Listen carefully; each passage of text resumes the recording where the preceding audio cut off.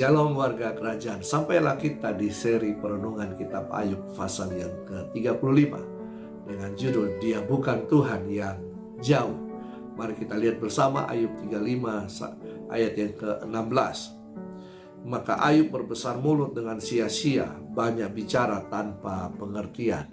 Nah, konsep yang ditawarkan Elihu adalah konsep transenden. Transenden adalah sebuah simbol formalitas yang membangun garis pemisah antara Tuhan dengan hambanya, sehingga seakan-akan ada jarak yang timbul dari keduanya, yaitu Tuhan Sang Maha Kuasa yang agung berada di luar jangkauan manusia dan tidak dapat ditembusi oleh manusia.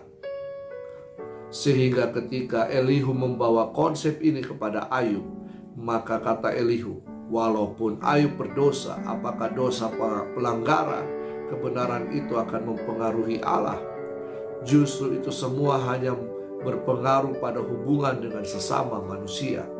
Dengan kembali kepada ide bahwa Allah terlalu tinggi untuk bisa digoda agar merusakkan keadilan, di ayat yang keempat sampai yang ke-8, Elihu kembali memperkenalkan hal itu dengan mengutip keluhan Ayub yang disangkal oleh kenyataan tersebut. Nah, bagi Elihu, kefasikan Ayub hanya akan merusak dirinya sendiri.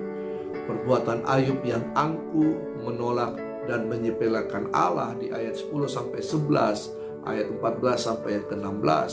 Nah, di sini maka Ayub akan menerima ganjaran yang setimpal tanpa pengampunan di ayat 12 sampai yang ke-13.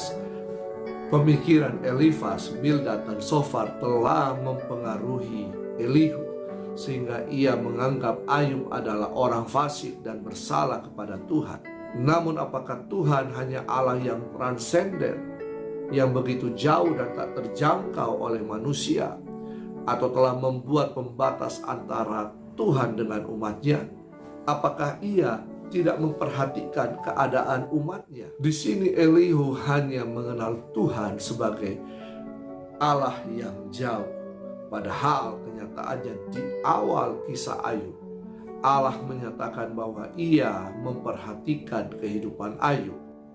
Nah, tanpa pemahaman yang benar tentang hakikat Allah, maka hal itu juga akan berpengaruh kepada hubungan antar manusia. Pemahaman Allah yang tidak peduli pada umatnya dan membuat kita juga akan berlaku demikian terhadap sesama. Padahal inti dari hakikat Allah adalah kasih adanya. Walaupun tak terjangkau oleh manusia, tetapi ia mengasihi manusia itu sendiri.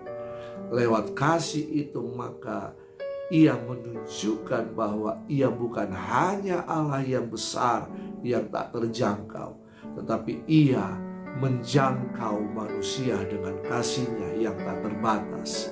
Supaya manusia janganlah bertindak sebagai pengadil yang semena-mena terhadap sesamanya. Warga kerajaan, Tuhan bukanlah Allah yang jauh, yang tak terjangkau dalam kebesarannya. Karena kebesarannya maka ia sanggup mengasihi umatnya dengan kasih yang tak terbatas. Sampai jumpa di kitab Ayub pasal yang ke-36. Tuhan Yesus memberkati.